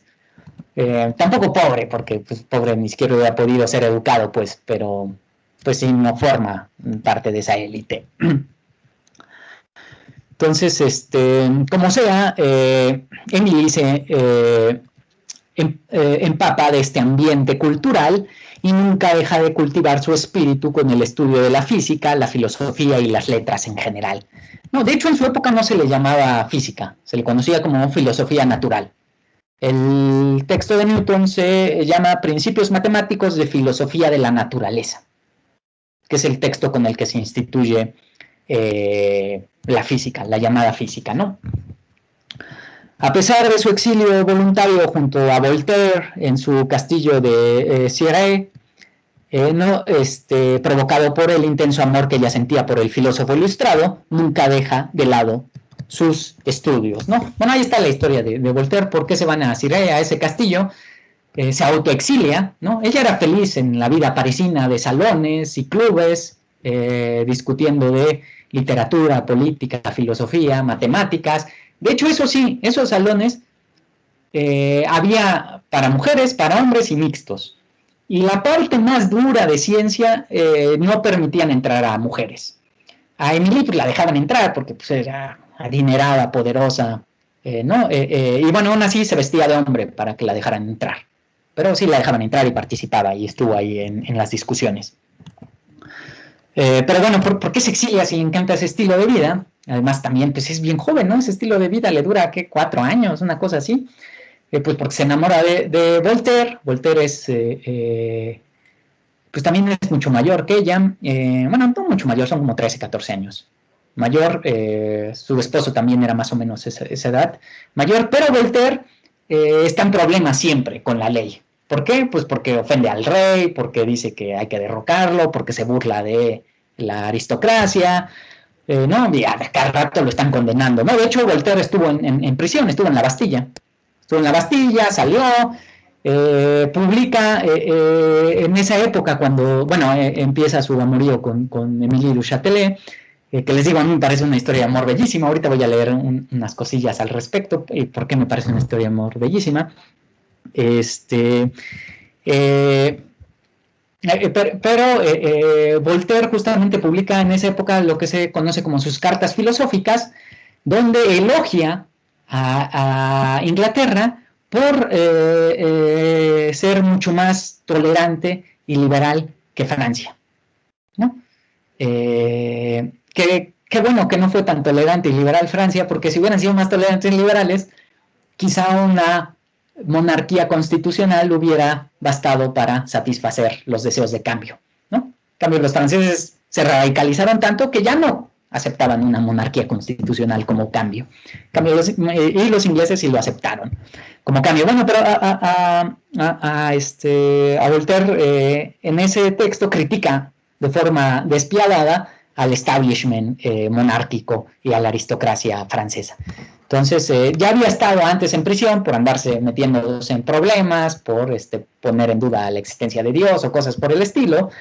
Vuelven a darle una orden de aprehensión a Voltaire, se tiene que exiliar, la primera vez se exilió, ahora se vuelve a exiliar, y Émile du Châtelet, que empieza su amorío, le ofrece resguardo en el castillo. Dice, bueno, en ese castillo nadie te va a encontrar, y entonces se va. De todas maneras, pues tiene una vida bastante libre, ¿no? Andan moviéndose, etcétera, pero sí es como su lugar de refugio, ¿no? Los años placenteros que ahí pasan, si bien están en torno al amor mutuo y la amistad que los une, no pueden reducirse a ello. Si la relación con el ilustrado francés era placentera, se debe a que giraba en torno al estudio, debate, discusión, diálogo y confrontación que tenía con él y con demás visitantes y amigos lo que constantemente invitaban. De hecho, ese castillo de Ciudad se volvió como un centro cultural importantísimo. No había intelectual de la época que no pasara por ahí, ¿no? A discutir con ellos. Entonces, además, pues del amor que existía entre ambos, ¿no? En esta estancia, la marquesa escribe su célebre obra sobre física experimental, que se llama, ahí déjenme, aquí las tengo en la esta, ahorita les digo cuál es. Disertación sobre la naturaleza y la propagación del fuego, donde demuestra que la energía cinética es equivalente a no sé qué, porque yo no entiendo de esas cosas, pero bueno, ahí lo demuestra, la cual Voltaire se esfuerza en publicar para mostrar la capacidad de ella al tratar tales temas. ¿No? Ese texto fue enviado a la Academia Francesa de la Ciencia en un concurso y no fue premiado, aunque la Academia Francesa de la Ciencia lo publica, ¿no? Lo publica más adelante por considerarlo importante. Y ya les dije, construyeron un laboratorio de física experimental en su casa. Entonces ahí hacían cálculos de óptica y de física, de cosas que yo tampoco entiendo mucho, pero bueno, eso le gustaba a Émile du Châtelet. Ella más bien quería identificar, o más bien ella quería ser una filósofa de la naturaleza, más que una filósofa en el otro sentido. Y ahorita vamos a ir a otro texto bien interesante antes de que pasemos. Bueno, de hecho esta sesión no vamos a pasar al discurso de la felicidad. Bueno, lo bueno es que aquí sí puedo ir viendo el tiempo, que luego me confundo. Entonces, bueno, su curiosidad por la ciencia y la filosofía no se reducía a meros ornamentos con los que se embellecía, lo cual era aceptado en la época y su clase social, sino que ella era creadora de conocimiento científico. O sea, en su época social, en su época histórica y en su clase social, ¿por qué se empezó a permitir que las mujeres tuvieran esa educación? Pues porque por cuestiones prácticas, ya les dije, la administración de los bienes, del patrimonio, que las hijas también pudieran hacerse cargo de las cuestiones legales, administrativas, burocráticas, ¿no? Porque si no, pues era un desperdicio. Y al mismo tiempo porque se consideraba parte de la elegancia y refinamiento que una mujer citara unos versos de Horacio en latín, que hablara de política con el embajador de otro país pues en inglés o en alemán o en otro idioma. Por cierto, también sabía español, aprendió español, ¿no? Entonces era parte como de una mujer bien educada de su clase social, pero eran más como cuestiones prácticas y de ornato para la mayoría. Pero a ella no le basta eso. Ella dice, no, yo no solo quiero eso, sino yo quiero crear conocimiento propio. Crear conocimiento propio. Entonces, y de hecho lo hace, ¿no? Lo hace. Entonces, bueno, aquí tengo, ¿no? En ese ensayo demostró que la forma experimental de la energía cinética, que era llamada fuerza viva en aquella época, vis, así la llamó Leibniz, es proporcional a la masa y al cuadrado de la aceleración, ¿no? Entonces, bueno, eso ya lo prueba en ese ensayo. Bueno, y ahorita vamos a ir a eso, está bien interesante. De todas maneras, y a pesar de su condición privilegiada, ella se da cuenta de que no tienen los mismos derechos que los hombres, y que debe de hacerse cargo de toda una serie de actividades familiares, en este caso administrativas, ¿no? Pues no se encarga de cocinar o cuidar a los hijos, pero sí de cerciorarse que el presupuesto de la casa sea suficiente y bien administrado. Y de hecho ella se queja de eso, mientras que los hombres podían dedicarse sin obstáculos al estudio de las letras, o a su carrera política, o a lo que quisieran. De esto se expresa y amargamente. Ahora,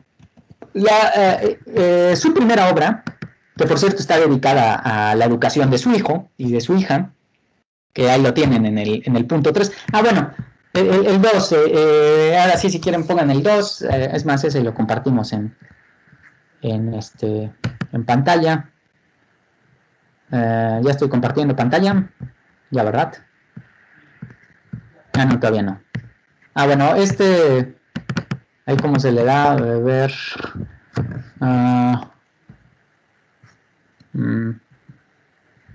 Bueno, no sé cómo se le hace. Pero ese cuadro que ustedes lo tienen también, ¿por qué lo pongo? Porque obviamente ella lo manda a pintar para hacer ahí ya lo quité, que me olvida que estoy compartiendo en pantalla, lástima que no lo puedo compartir aquí. Ella lo manda a pintar,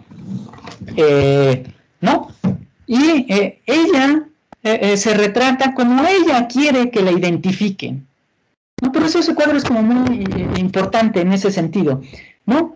¿Y qué vemos? Pues una mujer estudiando, tiene sus libros al lado y luego tiene un manuscrito con un compás. El compás es símbolo de que también hace física, bueno, filosofía de la naturaleza.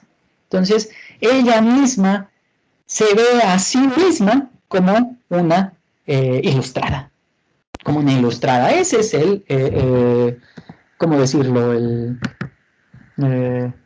El retrato que tiene de sí misma. El retrato que tiene de sí misma como una mujer ilustrada.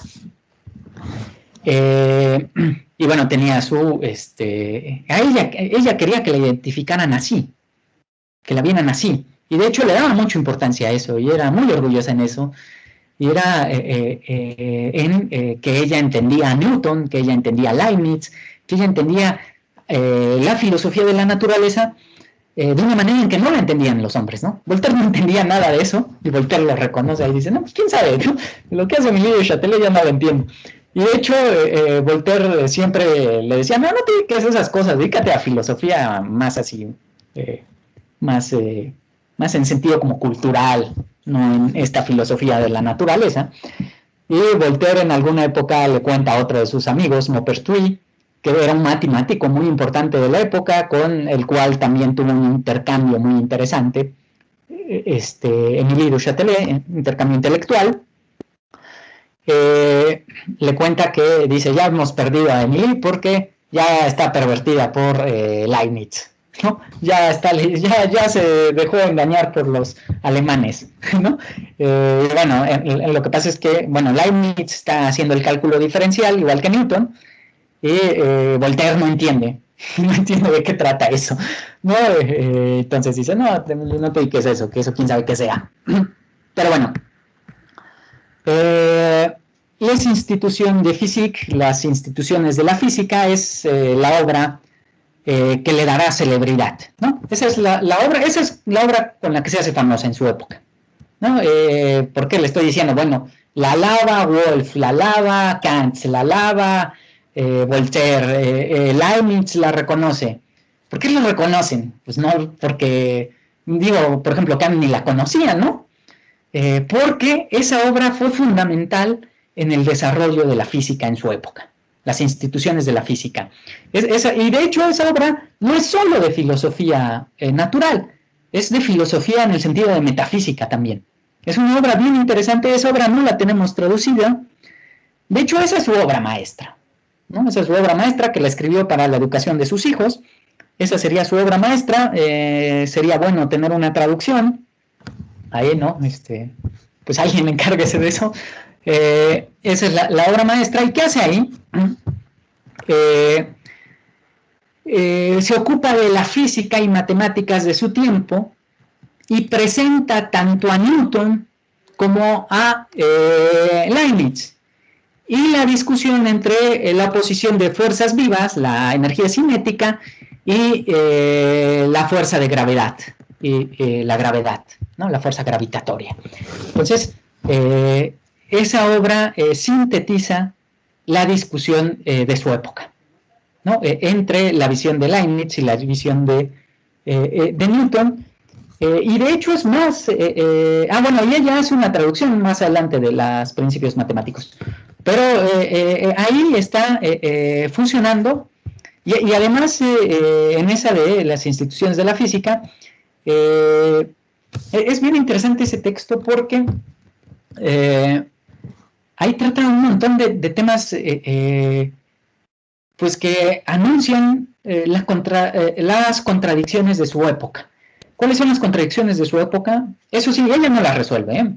Ahí el que las resuelve es Kant, pero sí se da cuenta de esas contradicciones, y quizás si hubiera vivido más tiempo, muere a los 42 años, ¿no? Quizás si hubiera vivido más tiempo, hubiera intentado darle respuesta a eso. ¿Cuál es esa contradicción? Que están usando razón en sentidos contradictorios.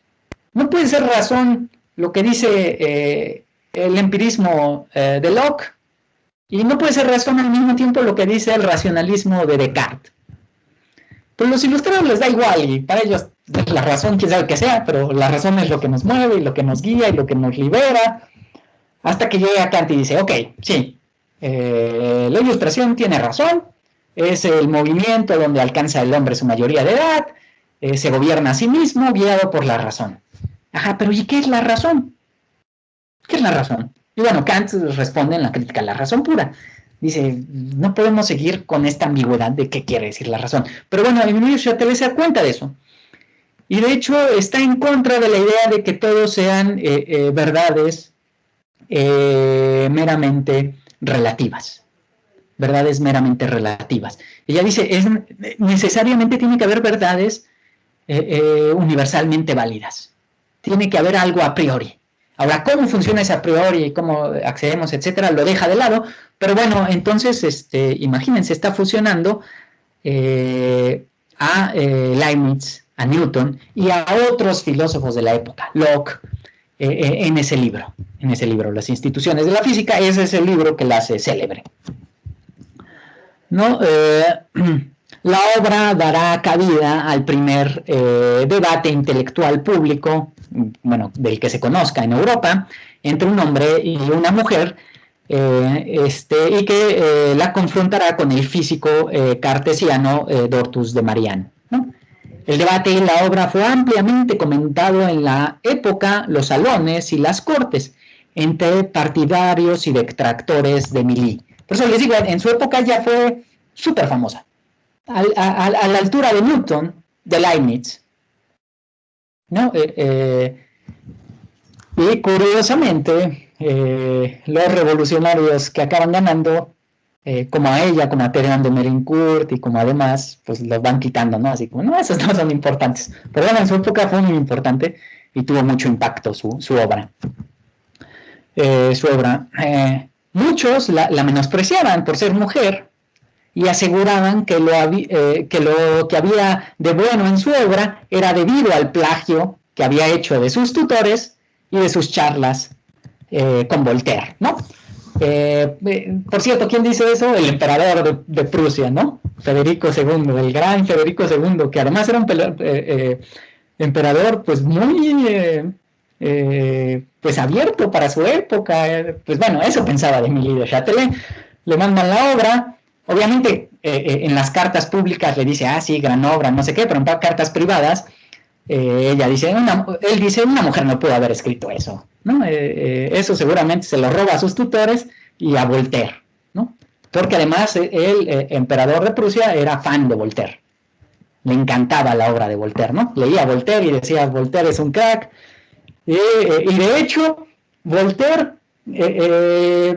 impulsó mucho para que Émilie entrara a la corte de Prusia, porque ella quería pertenecer a esa corte por cuestiones prácticas que le servían para aumentar su poder, y también por cuestiones prácticas, políticas, y también por cuestiones intelectuales, porque en la corte de Prusia se movían muchos de los intelectuales importantes de la época, ¿no?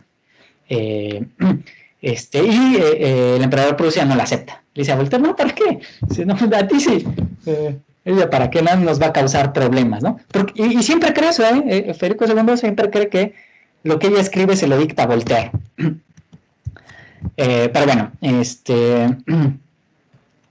otros quedaron sorprendidos por la capacidad intelectual de aquella mujer y no había nada que reprocharle más que entregarle el reconocimiento necesario, ¿no?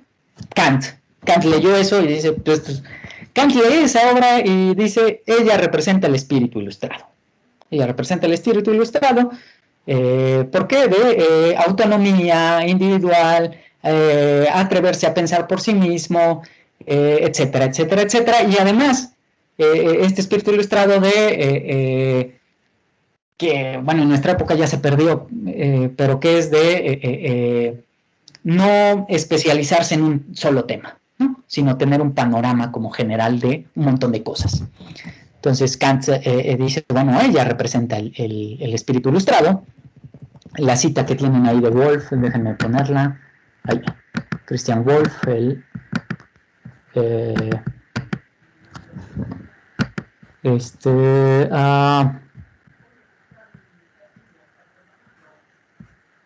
no, ya no la encuentro. Bueno, por ejemplo, este poema está bien bonito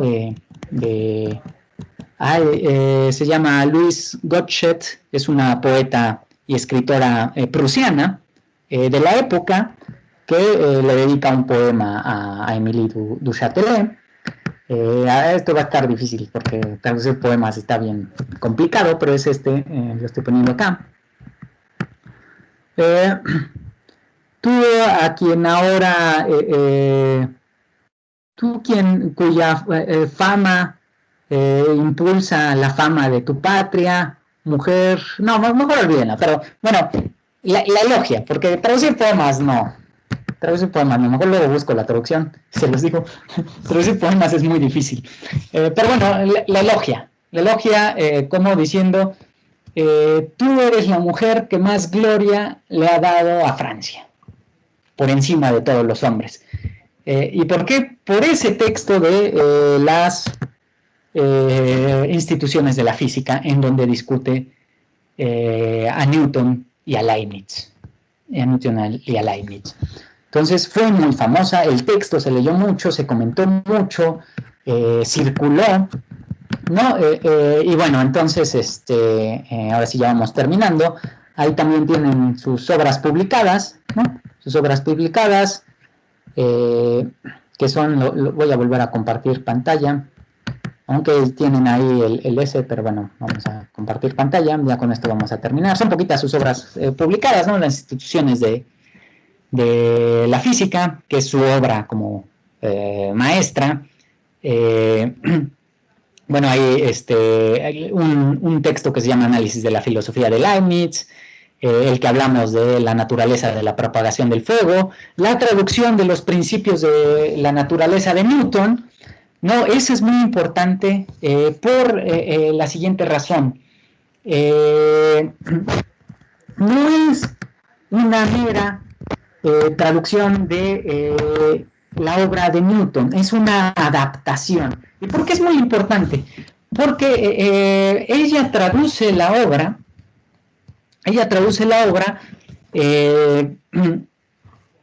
pero la adapta a la notación leibniziana.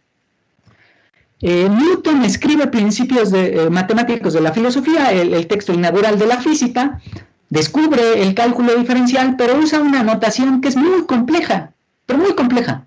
De hecho, nadie nunca usó esa notación de Newton.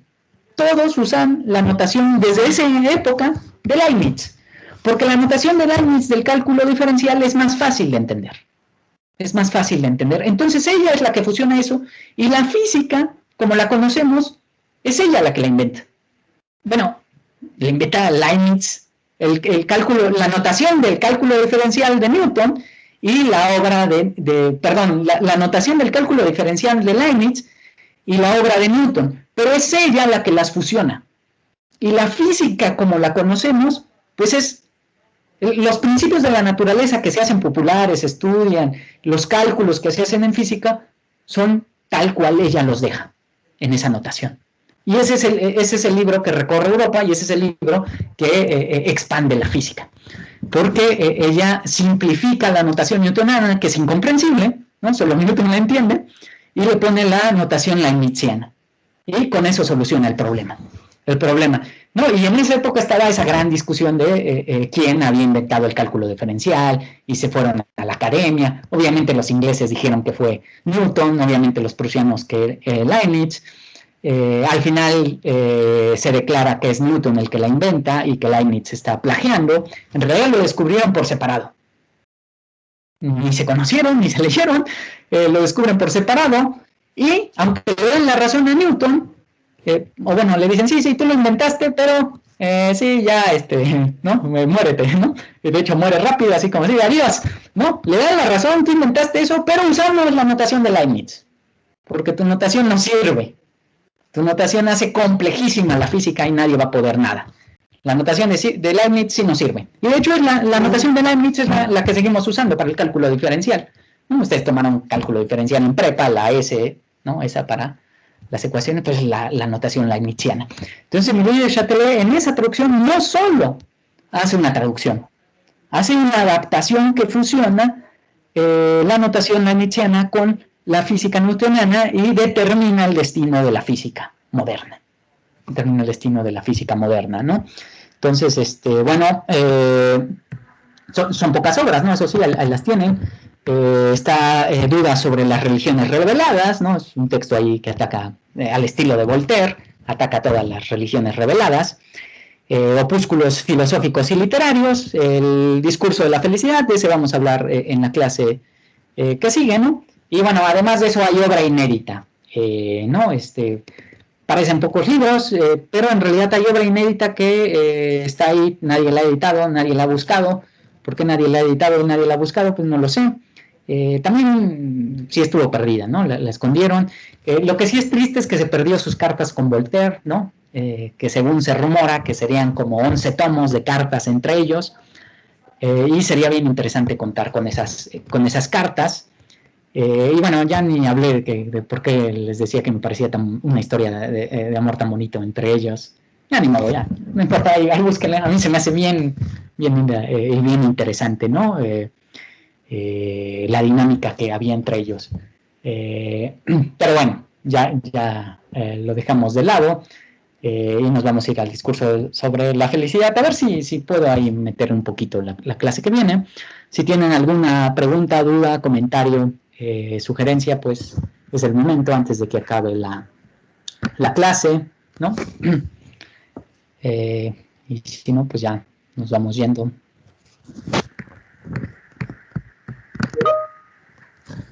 A ver.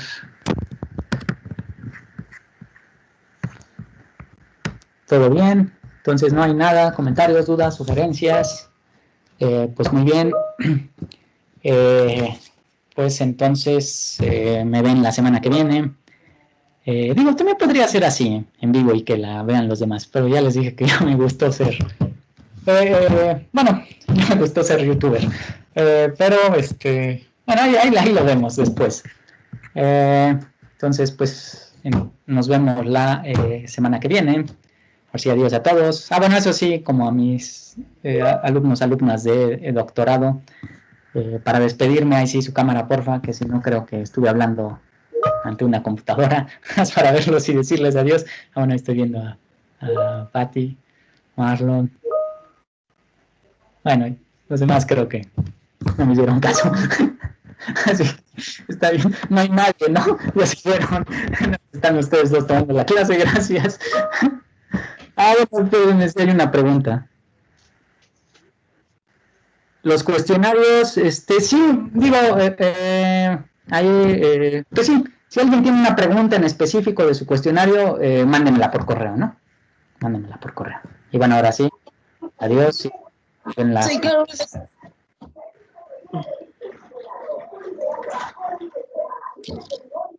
¿Puedes parar tantito? No. Dame un segundo.